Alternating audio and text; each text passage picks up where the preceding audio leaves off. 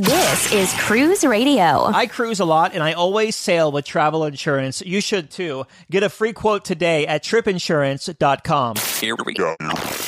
Broadcasting from the tripinsurance.com studios in Jacksonville, Florida. This is Cruise Radio.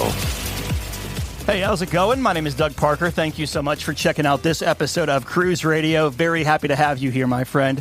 A review of Royal Caribbean's Utopia of the Seas this week. Also here, staff writer Richard Sims with Cruise News, jumping right to him now. Hey, Richard. Hey, Doug. Kicking things off with a nod to Carnival Cruise Line's President Christine Duffy. That's right, because this week, technically last week, because we're a little bit behind. We took a week off in getting together and talking news. But so last week, she marked 10 years as the president of Carnival Cruise Line. And during that time, she's seen the line add 9 new ships, saw the company through one of the toughest times in its history, that whole, industry-wide shutdown thing. Doug, let's play a little game here. Can you name the ships that were added under her tenure? Bonus points if you can do it in order. I'm going to help. The first was Carnival Vista. So you had Carnival Vista in 16. Then you had Carnival Horizon. In 18, you had Carnival Triumph go to Sunrise in 19.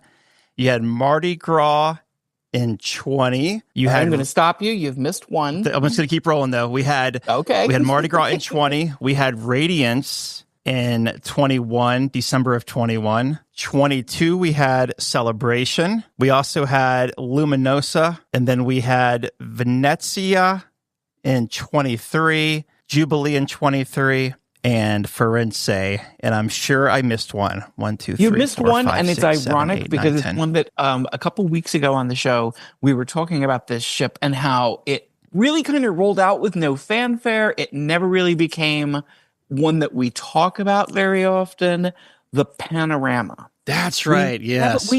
We just basically forget Panorama all the time. Didn't really make much of a blip for some reason, as opposed to Mardi Gras, Celebration, Jubilee. They had these big rollouts, but Panorama was sort of like, here's another Vista ship. I think because it happened so close to the shutdown, like within 2 months, that people just it rolled out in December of 19, right? And then going into 2020, we had all the craziness happen for 18 months. So I think that's probably things kind of took precedent in people's minds, and Carnival Panorama is my guess. All right, well, a big shout out from all of us at Cruise Radio to Christine on this milestone. And here's hoping, given what a great job she's done, here's hoping for many more years of success. And many more ships for Norwegian Cruise Line.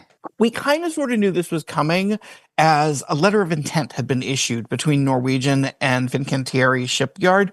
But now we know that this new order is for 4 new ships, the first of which is expected to roll out in 2030, with the rest being introduced every 2 years.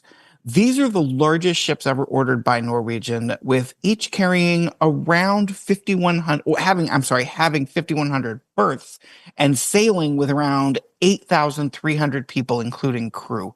And if you're thinking, geez, 2030 seems a long way off, keep in mind that Norwegian also has Aqua coming out this spring and Luna in the spring of 2026. So it's not like, they're sitting around waiting for 2030 to start rolling these ships out. Then there are 2 more as of yet unnamed Prima class ships, each of which will be a little bit larger than Aqua and Luna. So while those will carry around 3,500 guests, the unnamed ships will carry around 3,650. So around 120 more guests on those ships. For those keeping track, that's a total of 8 new ships coming just out of Norwegian between now and 2036. So in the next 10 years, they have that many ships coming out. So if you're one of those people who likes to jump on every new ship that comes out, y'all better start breaking out your calendar and putting some pennies in the bank. That's just Norwegian ships. That doesn't include everything else that's coming down the pike. It's a bad news for guests who want to spend their entire vacation playing video games on their stateroom television. Yeah, sorry, but at least where Carnival Cruise Line is concerned, it looks like you'll have to find some alternate means of entertaining yourself. I don't know what you'll do. I mean, it's not like there's all kinds of things to do on a ship. Carnival's brand ambassador, John Heel, has filled people in on the fact that you cannot bring a personal gaming console on board and plug it in to the ports on the back of the television. I have to admit, this is something I would never, ever, ever think of doing. I barely turn on the television while I'm on a ship, but apparently this is something that people do. So why can't you do it? Well, the reason listed is the always vague, quote, operational reasons. Apparently somehow you plugging a video game in is going to, I don't know, fry the whole ship's system or something. This is just the latest in a list of things Carnival has been reminding people that are banned, including Bluetooth speakers and cans of cleaning products like spray Lysol. This last one caught some people by surprise because a lot of people bring, cans of Lysol on to do a little cleaning when they get in the room. But Carnival's policy is that while you can bring like prepackaged wraps, the wipes, things like that, you can't bring aerosol cans unless it's an aerosol can of something used for personal grooming, like deodorant or hairspray. So the reason for that is that personal grooming products like spray deodorant or hairspray or whatever, they aren't as flammable as cleaning products.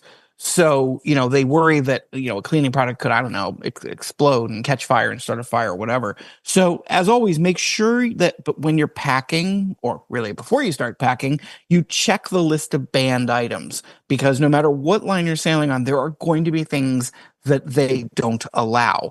And they will confiscate those things if you bring them on board. So, and the list is different. There are some things that are the same across all the lines, like, guns. You can't bring guns on board. That seems pretty logical. But there are other things like this gaming console thing that people might not think of. So make sure you check the list of what's allowed and what's not. Next up is a story that should definitely serve as a warning to make sure you know exactly what your travel insurance covers.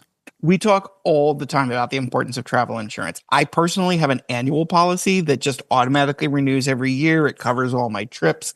And before I purchased it, I made really sure that I knew exactly, what it covers. And this next story is a great illustration of why. Because as they say, the devil's in the details. So a Michigan couple won a free cruise from Norwegian. And a day or two into their sailing, the husband wasn't feeling well, went to the medical center, and he was diagnosed as having the flu. And he spent the next couple of days in the medical center, wound up with a bill that came within spitting distance of $47,000. It turned out his travel insurance only covered him up to $20,000. Now, there are some really interesting little quirks to this story, such as that after he was diagnosed as having the flu, he wanted to go back to his room and recover. And they were like, no, stay in the medical center. So he spent a couple days in the medical center. And the nurse basically told him, when he was concerned about the costs here, she's like, oh, don't worry about it. You have $20,000 worth of insurance. You're going to be fine.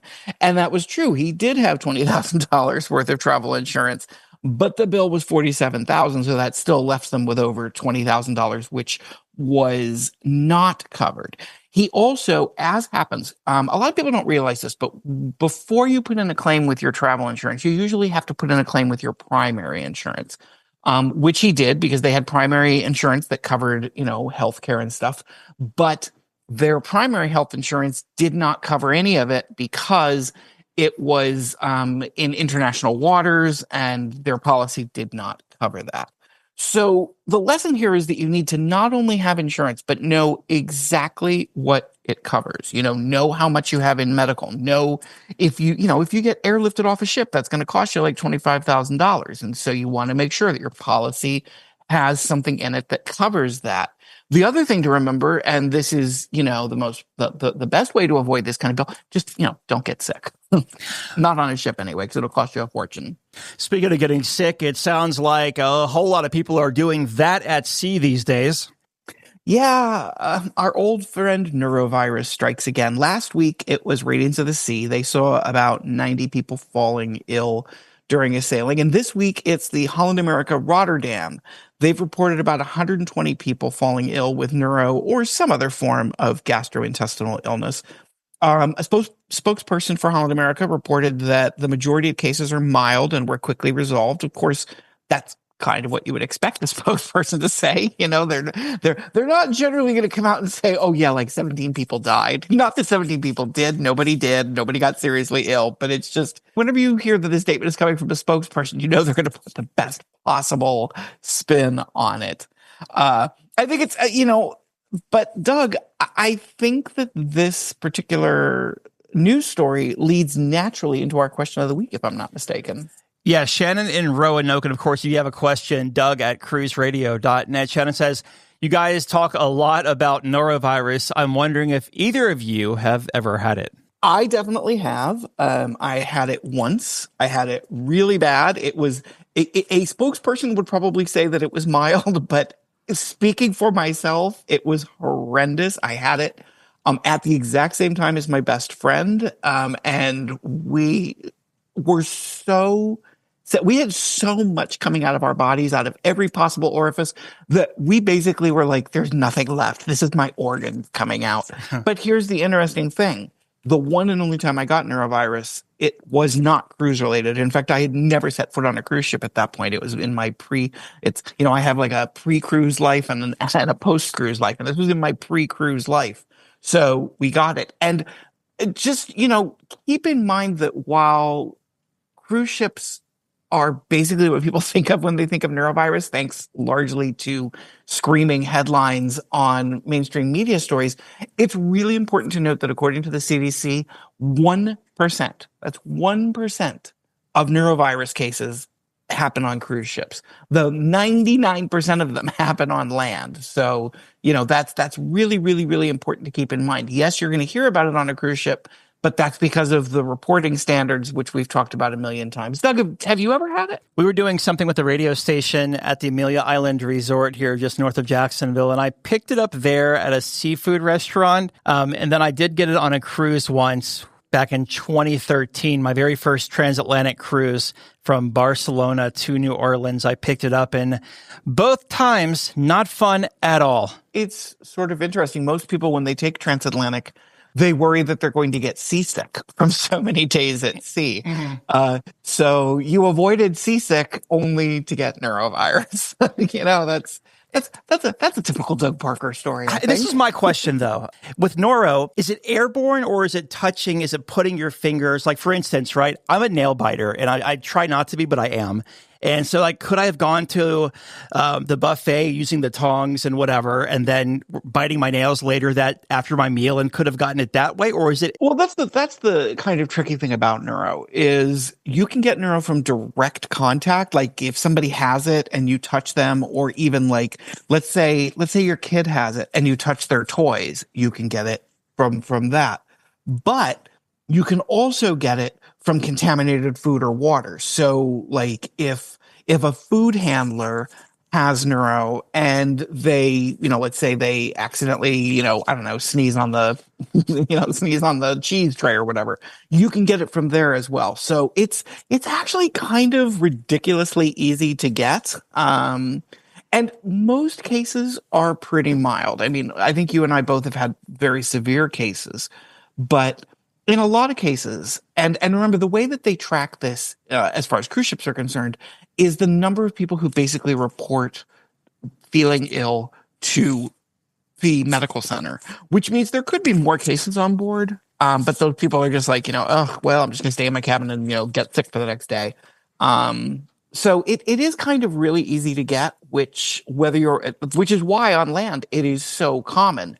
You just don't know about it on land. Somebody at your office could get it, give it to everyone in the building, but because they're all going to independent medical centers or independent doctors, it's not like anybody's reporting, oh my God, this building has an outbreak. We have 300 people who are sick.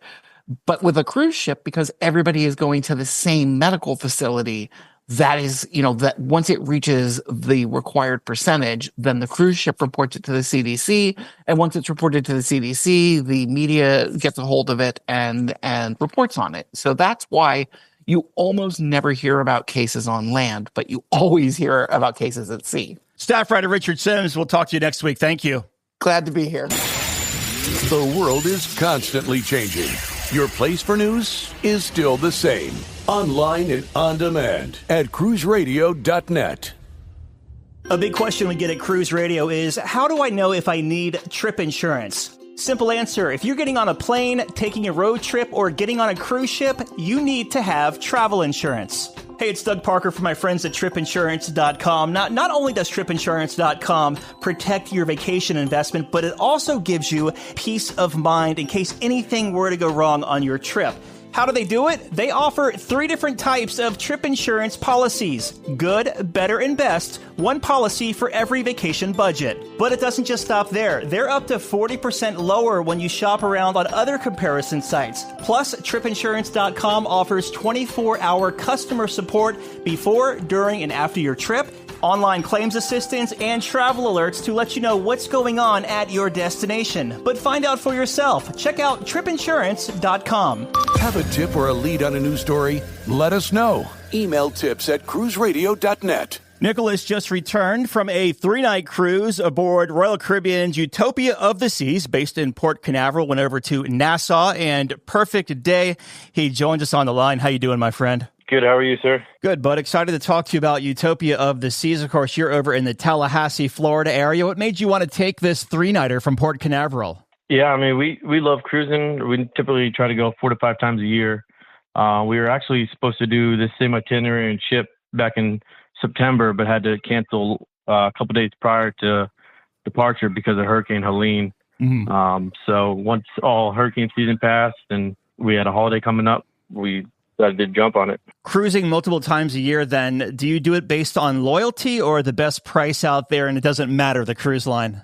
Yeah, so we try to do it based off of deals. I gamble, so I get a lot of casino offers.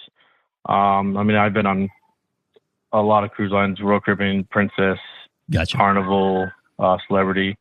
Nice. So honestly, depends on the ship, the price, what ports. So, I mean, a little bit of everything. And what comp you get, right? Yeah, it's very true. Yeah. So you make your way down to Port Canaveral. You go to embark Utopia of the Seas. How was the embark process, and how long did it take you from the curb to the ship? I mean, it was probably one of the smoothest embarkations I've ever had. We had a little bit later boarding time, around 1 o'clock, but we got into the parking terminal by, I would say, about 11:30, 11:45, and we walked from the parking garage and we're on the boat within about 15 minutes. So, I mean, it was simple. The only time we had to stop was for them to check our passports and check our sailing sign, and that was it. Because you had that boarding appointment between 11:30 and 11:45, like, are they flexible and they let you get in line, or they make you wait for your appointment time? Yeah, so really it all depends on how busy the terminal is at the time. When we went, it was not busy at all, so they were very gracious enough to let us get on a little bit earlier. Nice. So you jump on board Utopia of the Seas. What were your first impressions of the ship compared to like your last Royal Caribbean cruise? I mean, it was a beautiful new ship. Our last one was Wonder, so a lot of similarities, being a Oasis class ship. Mm-hmm. And we love that Oasis class ship. The layout is awesome. It just spreads a lot of the people out, and it makes it a lot more enjoyable. So you're not all crammed on top of each other. So between Wonder, which I think came out like in 2018, and Utopia last year, like, are there notable differences between the two Oasis class ships? There's some, like some different venues. Like this one had the tiki bar, which Wonder doesn't have. Layout and everything is the same. Yeah. Just some minor, like I said, some venues a little bit different, but not a whole lot. So let's talk about your stateroom. What kind of stateroom did y'all book for the 3-nighter, and what did you think of it? Yeah, we had a ocean view balcony. It was on deck 7. It was actually the very last deck in the aft. The very last balcony in the aft. So, if you went out the back door, you were right on the level where they did the rock climbing, mm-hmm. which was really nice, because when they did the aqua shows at night, we would just go out on that back deck, and you'd have an amazing view, and not a lot of people would go up there. So that way you didn't have to fight the crowds. But as far as the room, it seemed like it had a bigger balcony than a typical ocean view. Just with it being at the end, they extended it a little bit.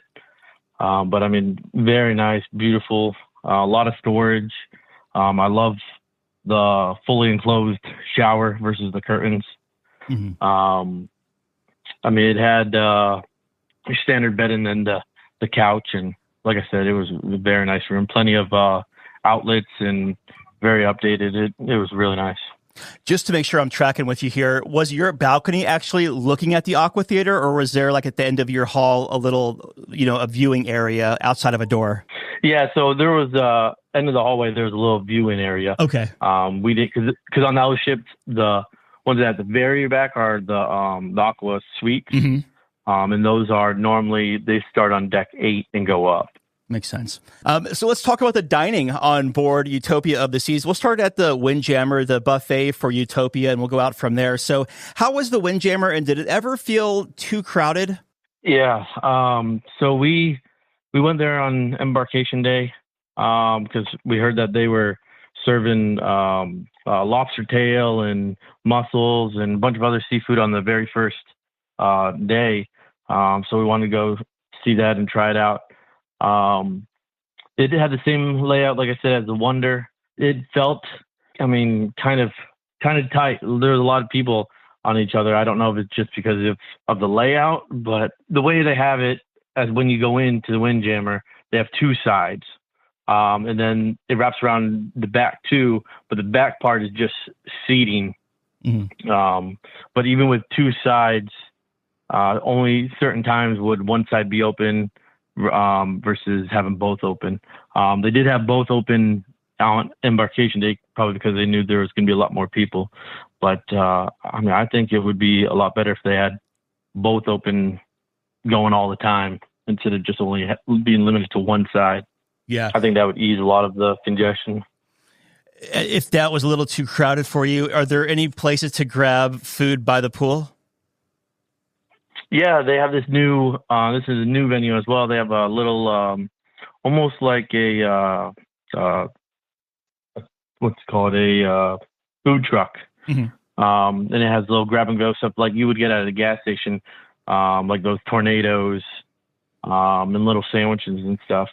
They had deep fried cheesecake. That was amazing. I mean, we would go there just for that alone. Did you do any specialty dining on this cruise? We did. So that's all we did for dinner every night was specialty restaurants. On the first night, we went to Hooked Seafood. Thought the appetizers were awesome. We ordered the New England clam chowder, and they gave you this portion size that was, I mean, massive. That could have been your whole meal alone. But it was some of the best New England clam chowder I've ever had. And then for the main, that stuff I had halibut. That we were a little disappointed in. It was a little overcooked, so it didn't taste the best. And then the dessert options for that restaurant also weren't our favorite, so we were kind of a little disappointed in that. But I mean, the oysters and the appetizers, those were awesome. Is that an a la carte restaurant, or do you pay? Is it a package deal? So you pay, I think it would cost us around, we got it on sale, so it was like around $54 per person. And you got to choose, I mean, they would let you choose as many appetizers as you want, and then you could choose one entree, and then you could choose as many desserts as you want as well. And then where'd you go the second night? The second night, we went to our favorite place, which is 150 Central Park. We love that restaurant. As usual, it's great food and great service. I would highly recommend 150 Central Park or 150 Central to anybody that was looking to do a specialty dining.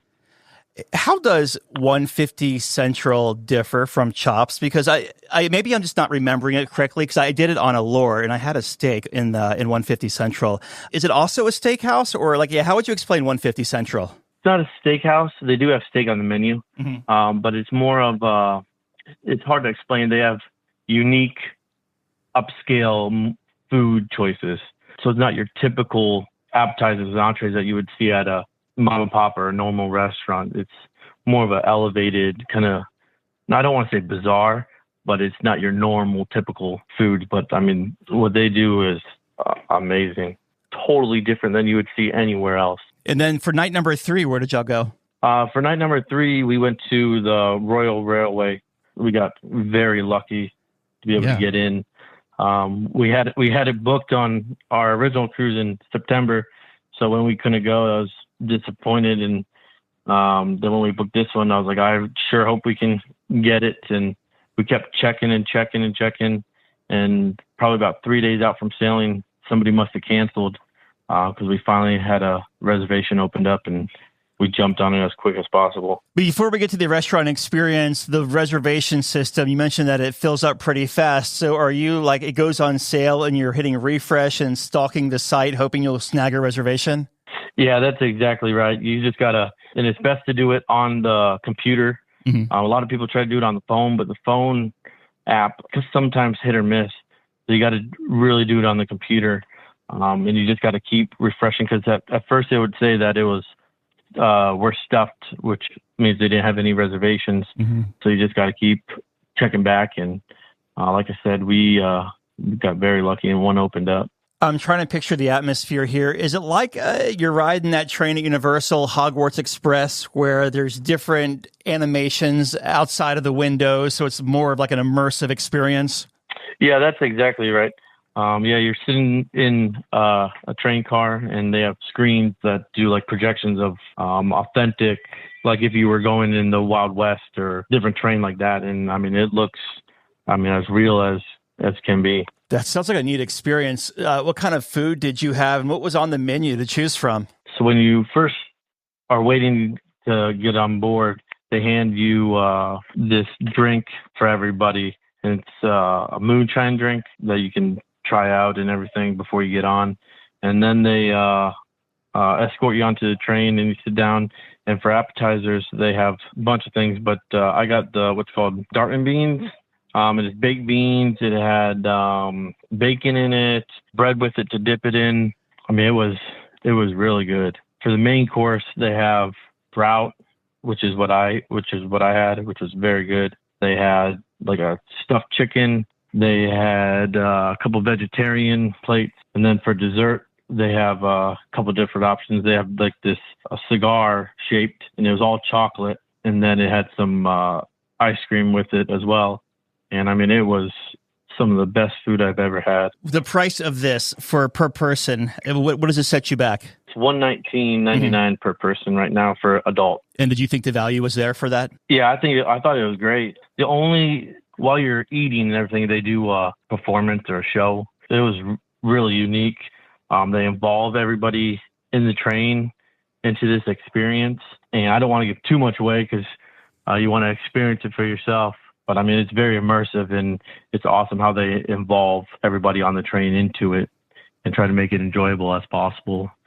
And they did an awesome job during the performance. The only thing, and I hope they do this, they've been talking about it, is coming up with different ideas and different shows that they would do. So this one's mainly like a Western. There's the same, been talking about in the near future, having different storylines. So that way you're not doing the same exact thing. How many seatings do they do a night? So they do 2 seatings. They do an early, which is around 6:10.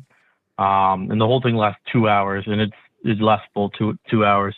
And the second one it started at about 8:10. And then again, that lasted 2 hours. And they have 2 train cars. So in each train car had 8 or 10 tables roughly, and some of them were only 2 people, and then the other sides were about 4 people.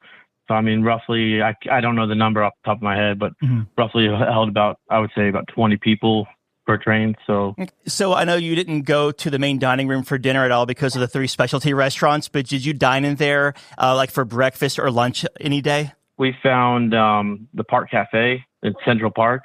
And I mean, we love that place. It was a hidden gem. I mean, I feel like not really many people know about it, because every time we went, there was only like 10 people in there. So it was always empty, but the food is awesome. You can create your own salad. You can create your own, in the morning, you can create your own bagels. And I mean, the sandwiches are really good in there. So we didn't get to the dining room for breakfast at all. Gotcha. How about Sorrento's Pizza? How was that? Awesome as usual. We love Sorrento's.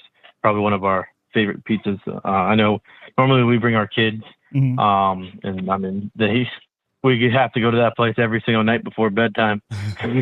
So as far as entertainment on board for the 3 nights, what did you think of it? We're talking about like any kind of stage shows you may have seen or music or comedians around the ship. We went to the Mason Jar. They have, which is more like a country theme. We went there and they had a live country band that would perform every night, and they were really good.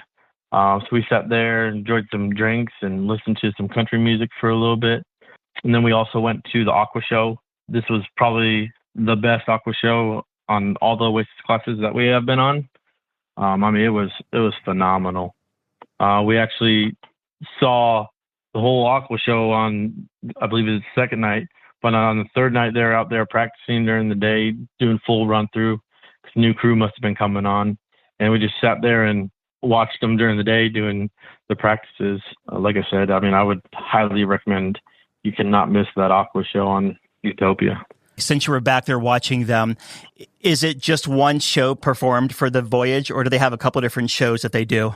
The same show. They normally do it twice a night, and they normally do it only on the first and second night. Mm-hmm. At least that's how it was on our voyage. But it's 80s themed, and so they play 80s music. And like I said, it was phenomenal. Any other entertainment you hit up?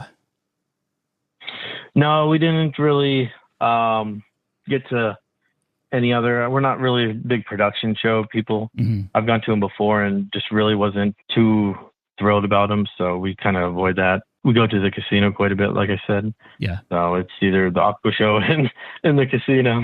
Did you have sea days on a 3-day cruise, or was it a port every day? We had a port every day. Gotcha. So how was the ship? I guess I'll just say instead of the sea days, how was it as far as crowded congestion when you were sailing between ports or at night or what have you? The only time that it felt crowded, like I said, up in the Windjammer, mm-hmm. And then like when the Aqua Show got released, they have playmakers right there on that same deck, and because it was playoffs were going on for football. I mean, there were so many people out there watching the playoff game that it got extremely crowded then. But those were really the only 2 times that it was very crowded. I mean, everywhere else they have that ship laid out so well that you really don't feel like there's, I don't even know how many people it holds, 4,600 or whatever. You don't even feel like there's 4,600 people on the boat. Yeah, so with all of the berths full, it actually holds right just shy of 7,000, 6,988 people. Yeah, but typically like double occupancy is 5,600 or 5,700. So that's good to hear that it was it didn't feel tight, because a lot of people are they hear the ship holds 7,000 max capacity and they get super stressed out and thinking they would be claustrophobic. Yeah, and that's why I didn't even know it held that many. Mm-hmm. So you never felt there was that many people on the boat. How was the casino as far as the smoke situation in and around it? You could definitely smell it if you were walking in, and especially on the smoking side, you could definitely smell it. Mm-hmm. If you were on the non-smoking side, you couldn't really smell that much. They must have a pretty good ventilation system going in there, because I mean, we sat and did some slots on the smoking side, and yeah, I mean, it didn't bother me, and couldn't really smell it. And normally I don't like the smell of smoke, so it wasn't that bad. Carnival's mega ships like Carnival, Jubilee, and Celebration and such, like for them, they have one side is smoking, but let's just say port side smoking, and starboard is non-smoking, or it could be switched. I'm not really sure. But like if you're on the non-smoking side, you can't even tell you're in a smoking casino. So it sounds like Utopia is the same way, where it's just that good. Yeah, that's correct. Yeah. You can't even, it's the same way. They have it split half and half, but then they also have a separate full non-smoking casino. But even when you're in the split one, yeah, you can't tell. If you're on the non-smoking side, you can't tell that or even on the smoking side, you can't tell there's any smoke in there unless you're sitting right next to somebody actively smoking. Yeah. The problem with the non-smoking casinos is there's like no camaraderie around there. So like you could hit the jackpot or whatever you hit, and it's just like, it's like crickets in there. Where the smoking side is jumping, right? Yes, exactly. Yeah, they have very few slot machines, and they only have like 2 tables in there. And yeah, it's just not the same energy. Yeah. Kind of like a morgue last time I was in the non-smoking one on a ship. But so what you hit 2 ports of call on this one. You went to Nassau and Perfect Day. So what did you do in Nassau? In Nassau, we actually treated it like a sea day because we were just there in Nassau not too long ago. And it's not one of our top ports. So we just stayed on the boat and kind of relaxed because we didn't have the kids this time. So we kind of used it as a relaxing day. We went up to the Serenity and sat in the Serenity and kind of just chilled out by the pool and had a nice, easygoing day.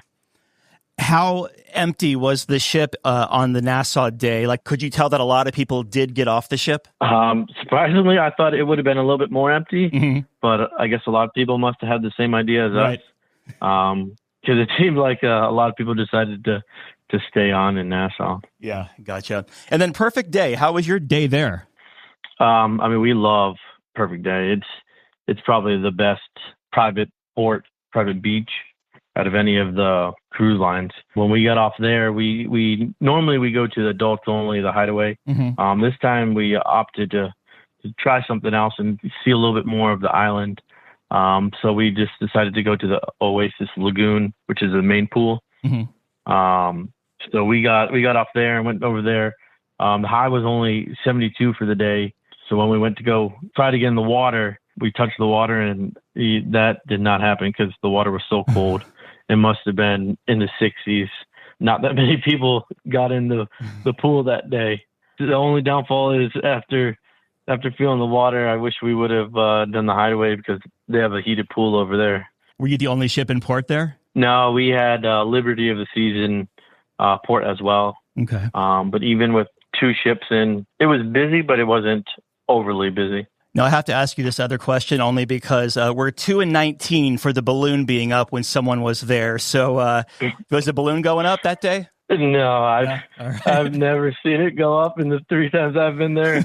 We had it booked every single time and have yet to try it out. All right, so 2-20 now. All right, we'll keep on rolling then. So you leave a Perfect Day and you head back to Port Canaveral.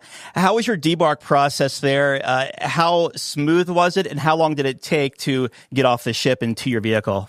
Yeah, so we did the self, where we took our luggage off ourselves. We got a thing saying that it would start about 6:45. So we got up about 6 o'clock and went to the Park Cafe. We were sitting down eating breakfast, and 6:30 they came on and said, "All right, you can get off."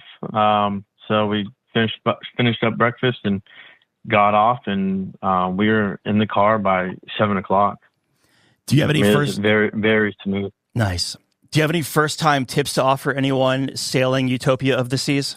Yeah, if you can, definitely if you can book that railway, definitely book that. Or if you're looking to speed up that debark process, definitely get a passport because that facial recognition that they have, I mean, it just makes it a breeze. You don't have to take any documents out.